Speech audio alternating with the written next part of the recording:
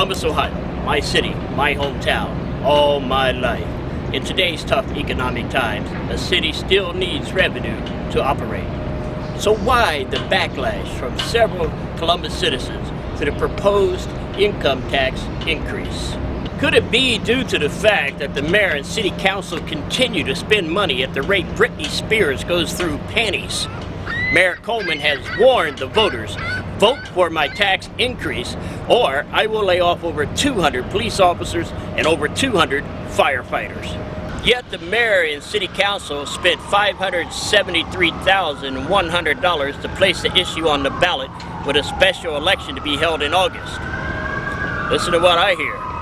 Hey, they're doing their job, right? Boy, oh boy, it's going to be awful here in the city without them, I can tell you that.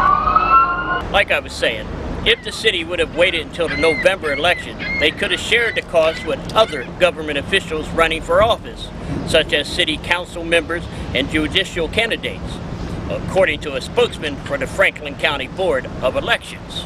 Your excuse for not waiting until November is simply, we would not have enough time to prepare the city's budget for next year. Well, Mayor, I have a question for you. How many employees do you have handling your efficient 311 call center? Is it 1, 3, 100? Let's go back to June the 18th of last year, 2008, when I personally contacted your 311 call center for service, and I requested that something be done about tall weeds and grass at an abandoned house in the neighborhood. My request was given a service number, but other than that, it was ignored. I contacted the 311 call center a second time a month later on July 15th, 2008.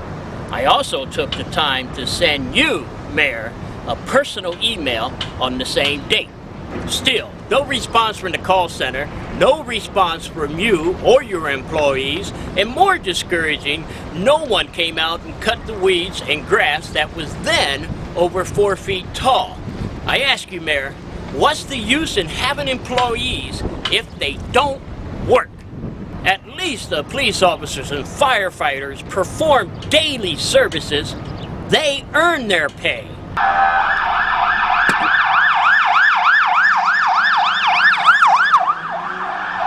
Furthermore, Mayor, I wonder how often your 2 bodyguards earn their pay. And what about your personal driver? Do you not know how to drive a car? Are you beyond riding a city bus? We know you're doing your best. After all, you closed more than a dozen recreation centers, some in the poorest neighborhoods, and sent the kids out onto the streets to do only God knows what. But hey, no need to worry. After all, we had police officers to handle that. Or do we? And the city bought the city center shopping mall. Yep, and I'm believing we're gonna tear that down, right, Mayor? Good job. It wasn't even 20 years old.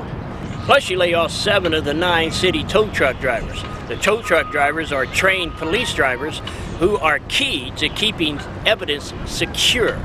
According to a fraternal order of Police President Jim Gilbert, there are 5 to 10 vehicles a day involved in some serious crime. Now, private tow truck drivers will have to be escorted by police officers to and from city impound lots because of the vehicle evidence value. In addition to the cuts, according to one police sergeant, city money will be lost because when a police cruiser breaks down, the division will have to pay a private tow truck company to pick them up. Now let's look at the Columbus City schools. More than 30 schools have been renovated or torn down and completely rebuilt, and another 11 buildings are on the list to be completed. We all know it's the buildings that teach the kids, not the quality of the teachers. Wow, looky there, there goes another one. I guess they must be out earning their money. Anyways, as I was saying, and this is done for a school system that rates 3 points out of a possible 10, according to greatschools.net. And according to Wikipedia, enrollment in Columbus City schools has been on a constant decline since 1971. My Wonder why. And how about the city employee caught cutting the grass at a girlfriend with city equipment? He was suspended with pay. Get a one thumb for that one. And let us not forget the fabulous job you're doing with creating traffic congestion downtown by building elaborate flower pots in the middle of the streets in place of traffic lanes. I'd give more if I had more thumbs. By the way, Mayor, how many thousands of dollars did you spend in a survey on whether or not Columbus needed trolley cars?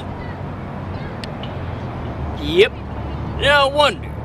Would you need your chauffeur then? Now, I love Columbus. I was born here over half a century ago, and I imagine I will be here until only God knows when. But I'm tired of nincompoops running our city.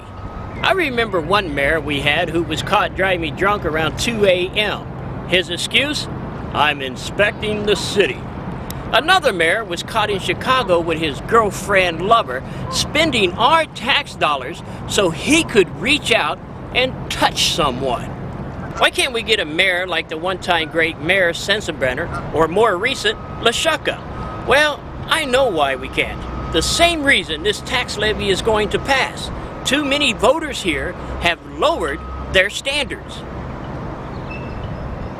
With these little fellas being so close to City Hall, maybe we should take one of them and put them in the office as mayor.